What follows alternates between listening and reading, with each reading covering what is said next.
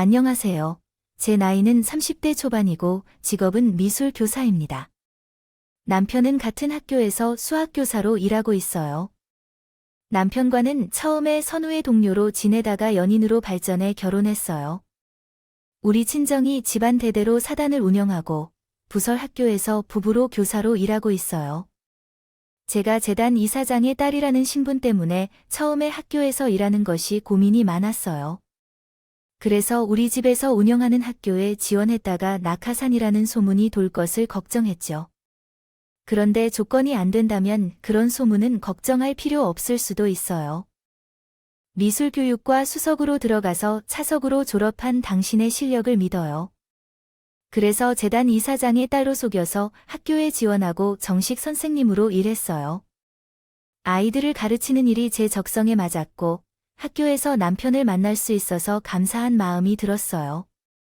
사람들은 제 배경과 남편과의 관계를 보면서 말을 할지 모르지만 차 선생님은 바라보면 조금 다가갈 수 있어요. 여성이에요. 친정은 사학재단을 가진 재벌가에 속하고 본인은 스펙이 뛰어나고 미술교사로 일하며 남편은 수학교사로 좋은 생활을 이루고 있어요. 더불어 저희는 아이들 말고는 모르는 애처가 없고 전생에 국가를 구했나 봐요. 저를 그렇게 좋게 봐주시니 감사합니다. 하지만 박씨 선생님과 다둥이 엄마가 정말 부럽습니다. 아이들은 모두 건강하고 똘똘하며 나이 어린 차 선생님도 부럽지 않습니다. 하지만 제가 재단 이사장의 딸이란 이유로 일을 잘해도 작은 실수라도 큰 문제로 여겨지는 일들이 많아 스트레스 받고 있어요. 뿐만 아니라 임신과 출산에 대한 고민이 제일 크다며 자궁 내막증으로 인해 난임이 있는데 결혼하여도 임신이 되지 않아서 의사를 찾았습니다. 의사는 배란장애와 자궁 내 착상장애로 인해 난임이라고 말씀해 주었어요. 그러고 있었다. 단지 지속할 만큼 괴로워했을 뿐 당신의 불면증은 걱정하지 않아도 괜찮아. 오히려 그 때문에 많은 사람들이 그런 이야기를 하지. 그럼 너도 저건 그게 꿈인데 그러니까 무섭지 않게 생각하렴. 이후 어떤 운동을 하는 것도 좋은 생각이겠지만 마음의 안정 또한 중요하다고 말했습니다. 그러면서 저는 그때 바로 이상한 꿈이 점점 잦아진다는 사용되어 보인 거 알아 다시 보이기 싶었으나 방법이 없다면서 그대로 내버려 뒀습니다. 그 뒤로는 시험관 수수에 대한 기다리다 예상한 월경과 면역작용이 레벌레이션 및 관종 인지역에서 화출시 안 되길 바랐습니다. 하지만 따지신 식간의 온갖 회복 시도가 절반보다 더 나빠졌습니다. 요즘은 그 절반에서 한 일도 생기지 않아서 이쪽 약도 하나도 먹지 못해 가졌습니다. 혹시나 생각하며 올 때까지 기다리던 안녕 가족들도 더는 나를 위로해 주실 수도 눈물이 흐르기 시작했습니다. 의사는 배란장애와 자궁 내 착상장애로 인해 난임이라고 말씀해 주었어요. 옆에 없어서 거실로 나갔더니 당신이 베란다 쪽에서 왔다 갔다 하며 서성거리고 있더라고. 처음엔 또 불면증이 도졌나 하고 말을 걸었는데 당신이 눈 반쯤 감고 횡설수설하는 거 보고 나 그럼 계속 자면서 집안을 왔다 갔다 한다는 거야. 어제는 내가 자기 보고 이제 그만 들어가서 자자고 하니까 내 말 순순히 듣고 잘 따라오더라. 그 후론 내 옆에서 당신 잘 잤어. 살다 내가 몽유병이 있다는 얘기는 처음 들어. 내가 요즘 꿈자리가 사고한 게 그럼 그 때문이었나? 아, 하도 불면증이 심하고 요즘 감정기복이 심해서 약을 먹었는데 그게 꼭 탈인한 게 아닌가 싶네. 저는 저에게 몽유병이 있다는 말을 듣고 처음에 엄청 겁을 집어먹고 의사에게 상담까지 했습니다. 일시적인 약물 부작용일 수도 있는데 정도가 심한 게 아니라면 일단은 좀 두고 보시는 게 어떨까요? 처방에 들린 약을 복용한 뒤 불면증과 우울증 증상이 많이 개선되셨습니다. 의사는 몽유병의 정도가 심한 것이 아니고 뭐 대수롭지 않은 일이란 식으로 말을 하더군요. 남편 역시 저의 몽유병이 심각한 수준은 아니고 잠깐씩 침대에서 일어나 방이나 거실을 서성이는 정도라고 해서 저도 일단은 약 복용을 조금 더 해보자 그런 생각을 했죠. 사실 난임 판정을 받고 거듭 임신에 실패하면서 심각한 우울증이 있어. 찾아와 한때 일상생활이 힘든 지경까지 제 컨디션이 무척 난조였고 때문입니다. 우울증이 심해지며 생전 없던 불면증까지 생겼고 해서 정신과약을 처방받아 매일 복용할 수밖에 없었던 겁니다. 네, 화라 나. 요즘 정신과약 먹는다는 게 사실이야? 아니, 엄마가 그걸 어떻게 하셨어요? 생전 그런 거 먹는 일 없도 내가 대체 무슨 일이니 나 요새 계속 임신 실패하면서 우울증이 와서 항불제 처방 받아 먹었는데 그 부작용으로 내가 몽유병 생겼다네. 아, 지금 시대가 어느 때인데 약이 없으면 그만이지. 그것 때문에 우울증에 약까지 먹니? 설마 김서방 간이 시어머니가 너 임신 못한다고 구박하고 스트레스 주니? 네 이것들을 어떻게 엄마? 아니야. 엄마는 왜 사실도 알지 못하면서? 흥부하고 그래요. 나한테 스트레스 준 적 아무도 없고 내 스스로가 괴로워서 그런 거야. 멀쩡하게 잠만 잘 자던 애가 몽유병이 대체 뭐야? 임신은 못하면 그만이고 아이는 없으면 무자식이 상팔자다. 당장 항우를 끊어라. 난 손주 없이는 살아도 하나뿐이 내 딸이 망가지는 꼴을 못 보니까. 알아들었니? 알았어요, 엄마. 걱정 마세요. 약 당장 끊을게요. 저는 그렇게 약 복용하던 것을 멈추었지만 제게 생겨난 몽유병 증세는 호전될 기미가 없었습니다. 약을 끊은 후에 불면증은 없었지만 원래 앓던 우울증은 단약을 후유증인지 몰라도 점점 더 날이 점점 진폭을 깊어졌다. 실이 있습니다. 이번에도 정신적으로 매우 깊은 우울증이 더 깊어지기 시작했습니다. 이러한 결과를 발생시키는 이유는 있습니다. 저는 장기적으로 환자의 몸을 돌보면서 잠시 임신에 대한 강박에 대한 시간을 가져보는 것이 중요하다고 생각합니다. 의사의 그런 말을 들으니 내가 엄마가 될 가능성이 없다는 생각이 들어 괴로워했다. 하지만 종양을 먹어버릴 정도로 배짱이 있다면 만족하지 마세요. 앞으로 우리는 부모가 될 수 있는 방법을 찾을 것이라고 믿어요. 그렇게 절망적인 심정으로 매일을 보내고 있었습니다. 점점 우울증과 소조증 증세도 심해졌습니다. 매번 악몽을 꾸며 힘든 날들이 많았습니다. 이것이 꿈일까요? 현실일까요? 지쳐서 얼마나 더 버티고 있을까요? 나는 괴로워하고 있는 거야. 다시 그 꿈이야. 이상한 옷을 입은 사람들이 내 방에 들어와서 날 자꾸 억지로 데리고 가려고 해. 분명히 안 좋은 곳으로 나를 데려가려는 게 분명한데 무서운 얼굴을 하고 억지로 나를 데리고 가려 하고 난 필사적으로 안 가려고 도망치지만 힘 좋아 보이는 남자들이 나를 억지로 결박하고 자기가 요즘 스트레스가 많아서 그런 것 같다고 말해. 어젯밤에도 자다가 벌떡 깨어서 욕실 문을 부서져 내가 계속 두드렸다는 걸 알아. 나는 어제도 그랬다고 하고 나가게 해달라고 막 소리 지르면서 말이야. 어제 시어머니가 깨어서 자기가 그랬기에 걱정을 많이 했다고 하셨어. 어제는 창문이 없는 방에 갇혀서 나오지 못하는 악몽을 꾸었거든. 나는 거기서 빼내달라고 문을 두드리는데 그게 욕실 문이었고, 자기야, 마음을 조금이나마 평안히 할 수는 없을까?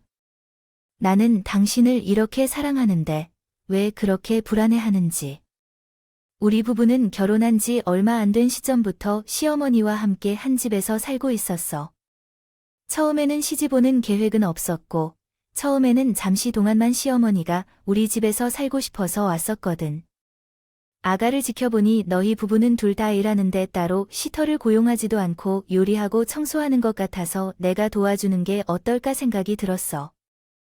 잘 먹고 건강하게 임신을 유지하기 위해서는 식사에 신경을 써야 한다고 생각돼서 너희 식사를 챙겨주면 좋을 것 같았어.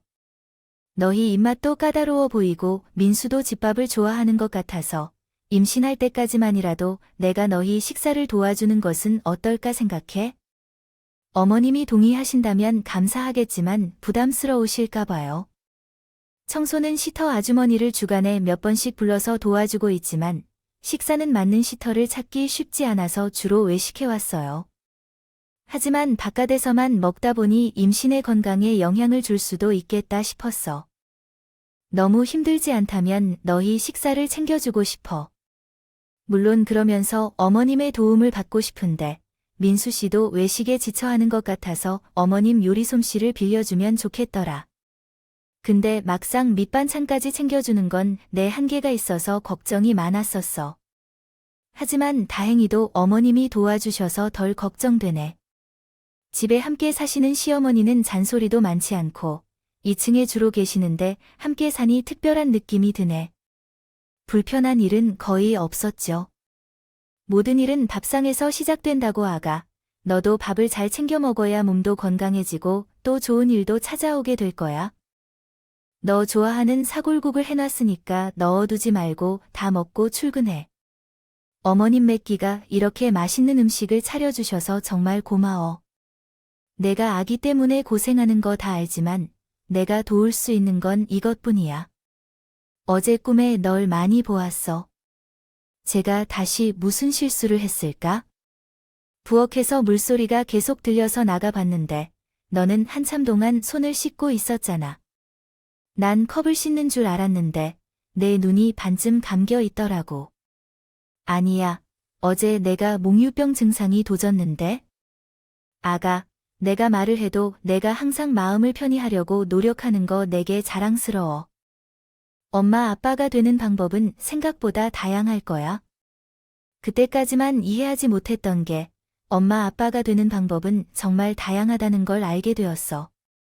어느 날 미술반 아이들이 대회에 나가게 돼서 학교 수업이 끝나도 따로 가르치러 가게 되었어요. 오늘도 실기 시험 준비하는 거 좀 도와준 후에 집에 돌아오니까 피곤하네요. 저녁을 먹었어요? 아직 집에 와서 먹으려고 하는데 왜 어머니가 주무셨어요? 아니, 실은 아닌데요.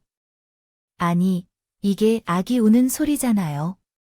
우리 집에 누가 아기를 데려왔나 봐요. 남편은 당황해서 땀을 흘렸고 잠시 후에 시어머니가 2층에서 내려와서 아기를 안고 오셨어요. 아니, 어머니, 이 아이가 누구 아기예요?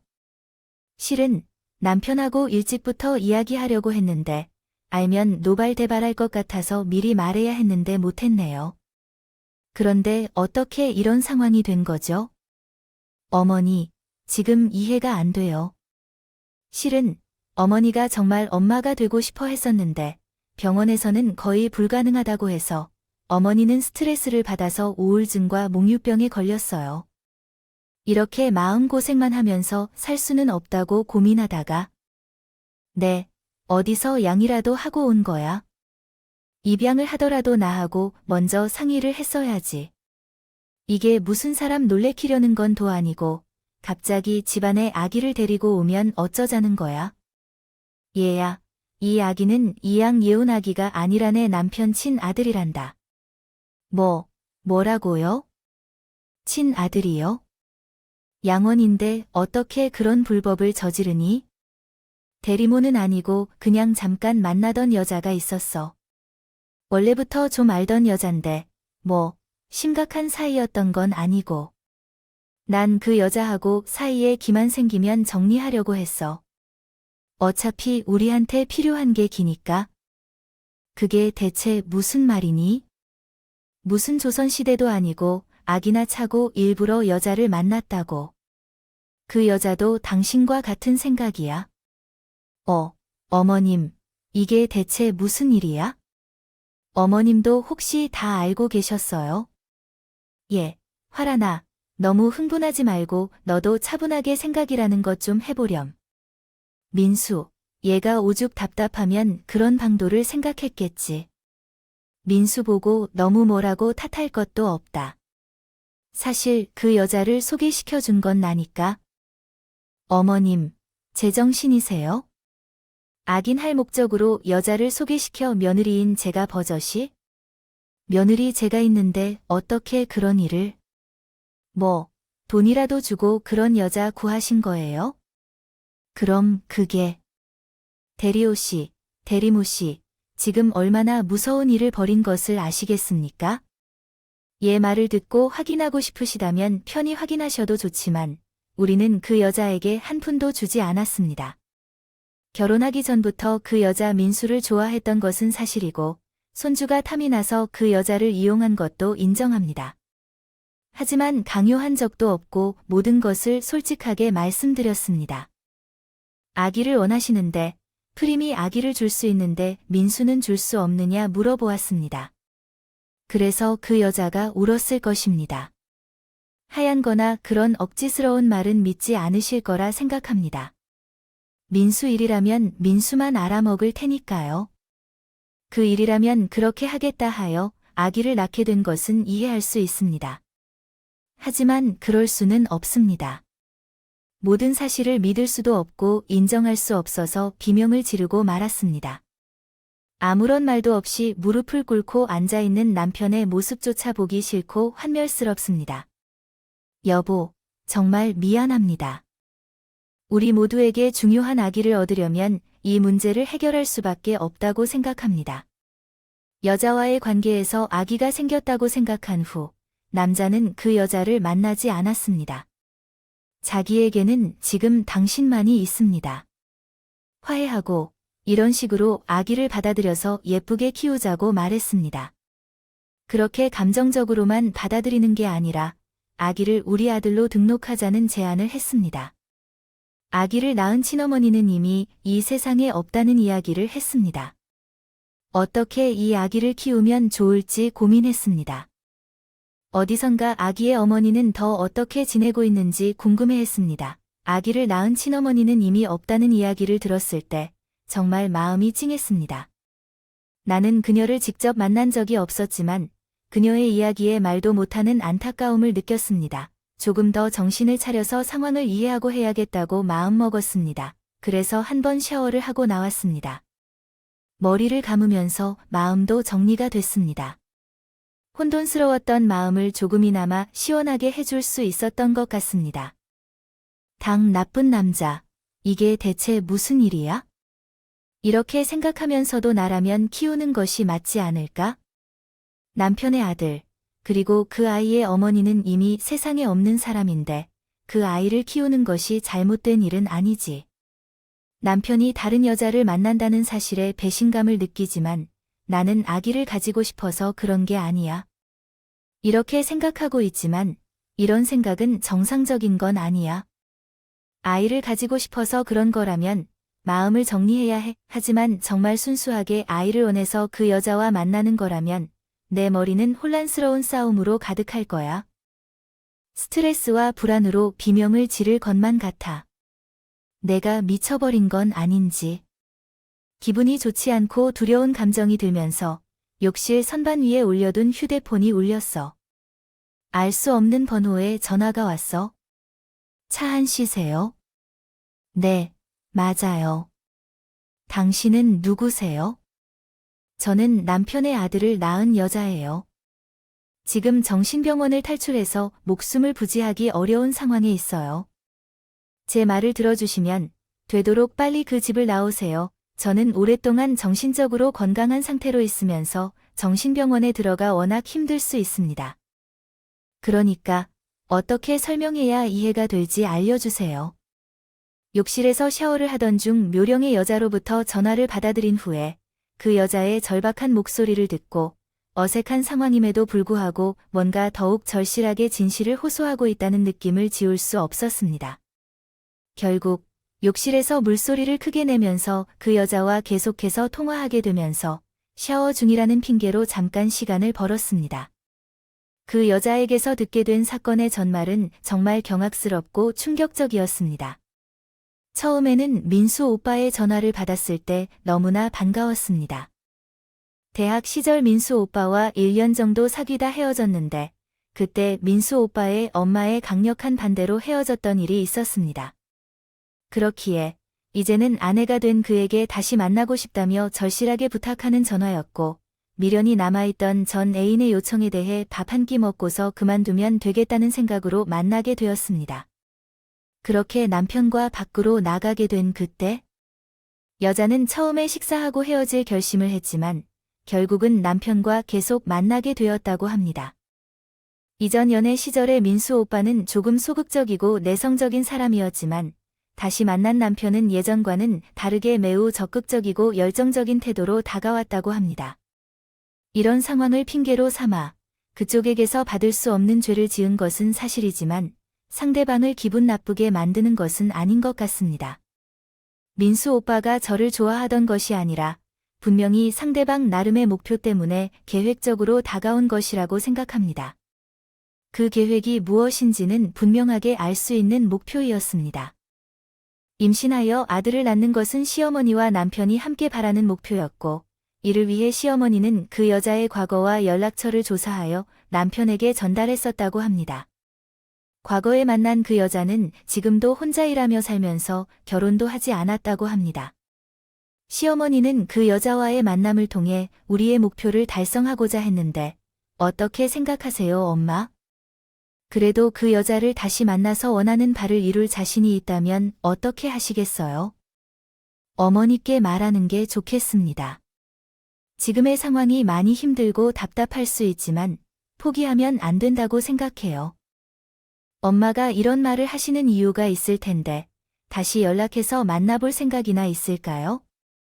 생각해보니 우리 사이에 남아있는 게 없으면 좋겠네요. 포기하지 않고 계획을 다시 세우는 게 중요할 거예요. 그 순진하고 모지한 마음이 이미 너를 향하고 있다면 그 마음을 소중히 생각해 주세요. 어머니가 걱정하고 계획을 세우는 것도 이해해 주세요. 솔직히 영미와 아이가 낳을 수 있다면 유부왕가 사이에 낳은 아기의 입장도 생각해야 할 것 같아요. 어쨌든 모성이란 것은 얼마나 중요하고 무섭고 큰 책임인지 알고 있어야 해요. 상황이 어떻든 엄마와 대화를 통해 함께 해결책을 찾아보는 게 좋을 거예요. 어머니의 계획과 의도를 이해하고 상황을 지혜롭게 해결해 보세요. 만나줘서 정말 고마워. 지금은 널 사람들에게 떳떳하게 소개할 수도 없고 밝힐 수도 없지만 시간이 좀 걸리더라도 내 신변이 정리되는 대로 나와 결혼하자. 오빠, 지금 사는 와이프와 정리한다는 말, 나 정말 믿어도 되는 거야? 그럼 오빠 믿어야 돼. 지금 내 뱃속에 우리 아기가 무럭무럭 자라고 있는데. 아, 내가 설마 한 입 가지고 두 말 하겠니? 나 그렇게 형편없는 쓰레기 아니거든. 나 그럼 오빠 믿고 이야기 나을게. 사실 옛날에 오빠하고 그렇게 헤어지고 나서 나 정말 후회 많이 했어. 오빠, 어머니 이가 날 싫어하고 반대한다고 그렇게 쉽게 오빠하고 헤어지는 게 아니었는데. 우리 과거는 있고 지금 현재와 앞으로의 일만 생각하자. 과거에 영미 널 놓친 건 나도 땅을 치면서 후회하는 일이야. 후회를 해도 내가 할 테니까.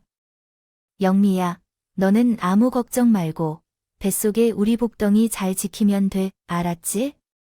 알았어.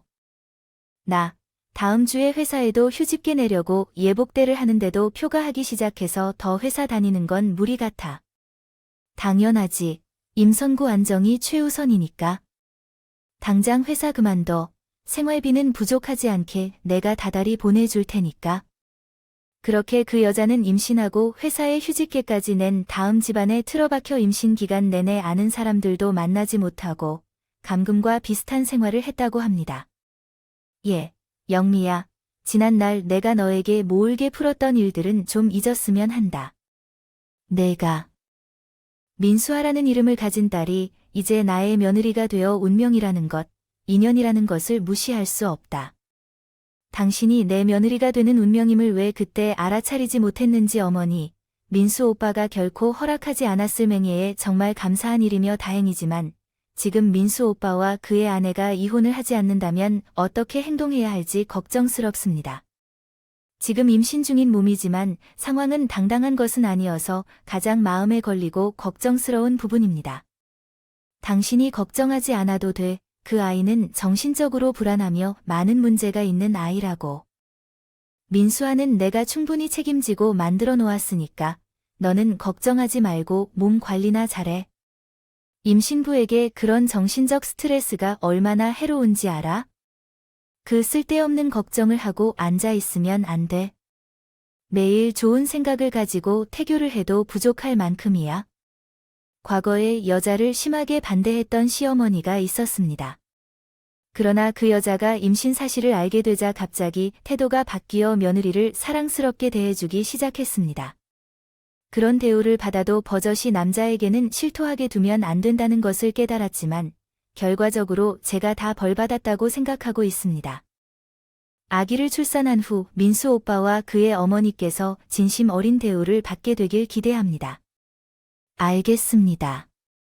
제 해당자는 무서운 인간들이 얼마나 무서운지를 깨달았으며 그 여자는 어렵고 어려운 과정을 거쳐 출산일이 다가오면서 아기를 낳게 되었다고 합니다. 다행히도 원활한 분만을 했고 아이는 남자아이였습니다. 그러나 출산 후 집으로 돌아온 후 또 다음 날 생전 듣지 못한 정신병원의 폐쇄병동에 갇혀 있는 것이었습니다. 우리 아기는 어디에 있어? 우리 아기 어디로 갔어? 라며 절절한 울부짖음이 이어졌죠. 김영민 씨는 결코 아기를 낳은 적 없다며 병원 직원들과 강하게 대립했습니다. 그러나 여자는 알 수 없는 이유로 강제로 병동에 가둬지게 된 것입니다. 그녀는 이러한 비정상적인 상황에 대해 분명히 인식하지만 현실에 대처하는 방법을 찾지 못했습니다. 한 달 가까이 정신병원에서 견뎌낸 후 정신병원이 대청소를 하는 날 기회를 타서 간호사들의 감시를 피해 병원을 탈출했습니다. 그녀는 부모도 친척도 없이 자라며 독립적인 삶을 살아왔고 어떤 상황에서도 혼자서 해결하고 버티어왔습니다. 분명히 그렇게 병원에 갇힌 여성에 대해 관심을 기울이지 않는 사람들이 많았을 것으로 생각하지만 그녀는 이러한 고통을 견디며 결국 탈출에 성공했습니다. 민수 오빠 어머니가 절 보러 한 번 왔었어요. 아니, 대체 시어머니가 그쪽을 찾아가서 무슨 말을 하던가요? 겁도 없이 뻔뻔하게 어떻게 그렇게 사람을 가두고 또 찾아가다. 제 추측이지만 병원 측과 뭔가 긴밀하게 커미션이 있지 않았나 그런 생각이 들어요. 병원에서 전 완전히 중증에 미친 여자였습니다. 제가 길길이 날뛰며 진실을 말할수록 더 미친 취급만 받았으니 그걸 믿고 뻔뻔하게 절 보러 온 것 같기도 하고요. 그래서 그쪽 보고 뭐라던가요? 시어머니가 지금 이 말을 전해주고 싶어서 제가 병원 탈출하자마자 전화한 거예요. 그날 전 그런 말을 들었어요. 내가 아무리가 사정 얘기네 사정을 얘기해 봤자네 말을 믿어주는 사람은 아무도 없을 거다. 그렇다고 너무 억울해할 건 없어.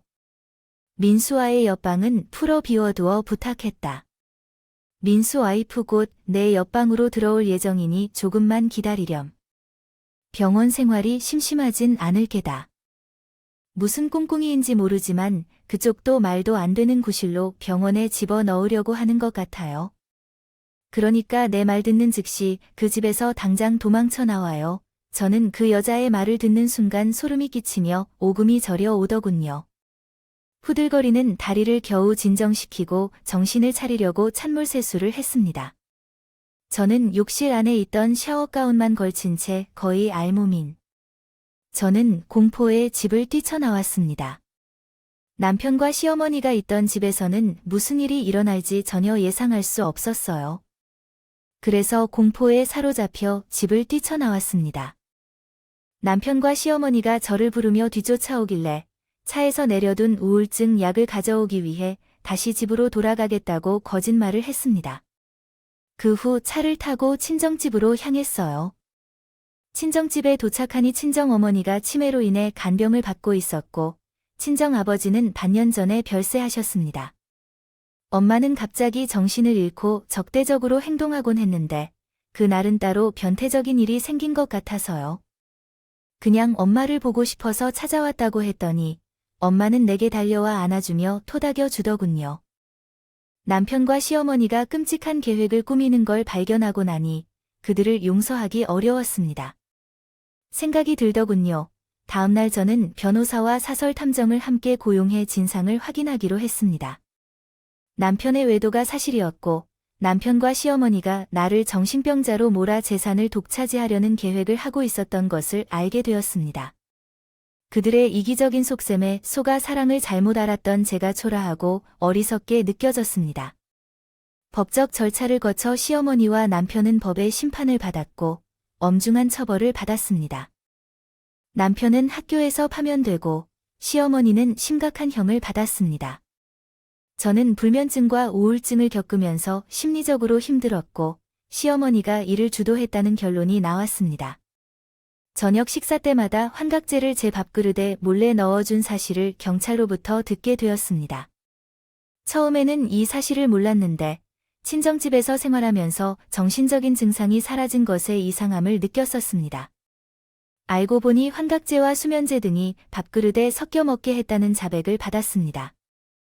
저는 자신 없이 제 임신 실패와 우울증 등으로 인해 여러 가지 병을 생각하며 자책했지만 피해자 피셔에게 상대를 가스라이팅한 건 결코 용납되지 않는 행동이라는 걸 깨달았습니다. 앞으로는 정신을 바로 잡고 살아야 한다는 교훈을 얻었습니다. 친정 엄마의 보살핌으로 건강이 회복됐는데 가족 문제와 이혼 등으로 어려움을 겪으면서 엄마까지 속상한 일을 겪었습니다. 신심하게 또한 많은 어려움을 겪으면서 천국으로 떠나보내는 일은 사실 어렵습니다. 저는 이곳에 와서 고민을 많이 했습니다. 그러나 그래도 찾아뵙는 것이 옳은 일이라고 생각해서 왔습니다. 삼가 고인의 명복을 빕니다.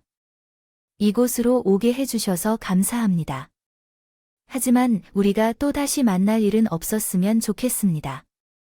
저도 그 정도의 상식은 알고 있습니다. 평생 그쪽에 속지 않고 살겠습니다. 그쪽도 피해자이고 과거의 일은 그만 얘기하는 것이 좋겠습니다. 아이는 잘 크고 있습니다. 제가 소중히 아이를 돌봐줘서 너무 감사하게 생각하고 있습니다. 평생 가장 죄송하고 감사한 사람이 되겠습니다. 안녕히 계세요. 앞으로는 좋은 일만 가득하길 바랍니다. 전 남편의 전 연인은 인사를 하고 떠났지만 앞으로는 행복한 일들만 가득하기를 바란다는 그녀의 마지막 말이 오래도록 기억에 남아 있습니다. 그래서인지 엄마의 장례식 후 내 남은 인생에 대해 고민하는 시간을 가졌습니다. 나는 어떤 삶을 살아야 나머지 시간을 후회 없이 보낼 수 있을까? 남편과의 1년간의 사건들은 너무나도 힘들고 끔찍했으며 다시는 그런 실수를 저지르고 싶지 않습니다. 처음 것들을 먼저 저는 품고 있었습니다. 학교 사학재단의 권리를 정리했습니다. 나는 합법적으로 상속받은 학교의 재산들을 노예로 보고 학교 자체를 공립으로 전환하는 절차를 알아보았고 그렇게 결론을 내렸어요. 어머니가 돌아가시면서 유산 상속이 빠르게 이루어졌고 상속받은 재산의 절반은 사회단체에 기부했어요. 불임과 빈곤으로 고통받는 부부들에게 시험관 시술과 같은 의료비를 지원하는 단체에 기부했습니다.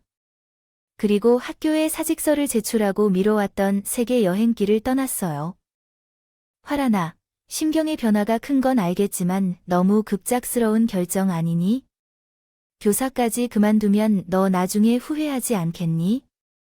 내 주변 환경에서 좋은 기억이 하나도 없어서 이렇게 살다간 나를 부정하게 될 것 같아서 떠나는 거야?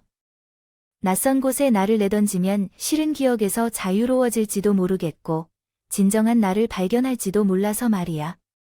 그렇게 1년 동안 세계 여행을 하며 교사 일을 했고 미뤄왔던 그림도 실컷 그리게 되었어요.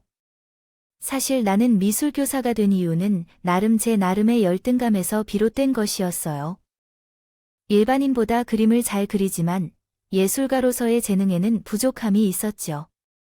전 미술에 대한 나름의 재능을 규정하고서 그 이후 찾아오는 공허함과 우울함을 극복하기 어려워서 미술교사가 되었던 거예요. 그러나 여행 떠나서는 고민 없이 마음대로 마음껏 그렸습니다. 마음에 드는 풍경과 인상 깊은 얼굴을 어떻게든 그렸는데 그 중에 자신을 발견했습니다.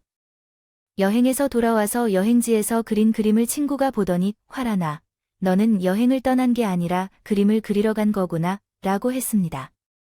많이 그렸네. 학교에 가서는 그림을 때려 치울 거라며 거짓말을 한 것이 아니었구나.